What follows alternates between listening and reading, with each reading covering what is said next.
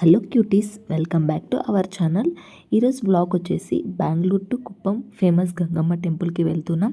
ఇది వచ్చేసి కేఆర్పురం రైల్వే స్టేషన్లో ట్రైన్ వచ్చేసి 9:30కి వస్తుంది అండ్ కుప్పంకి వెళ్ళేసరికి 11:10 అలా అవుతుంది.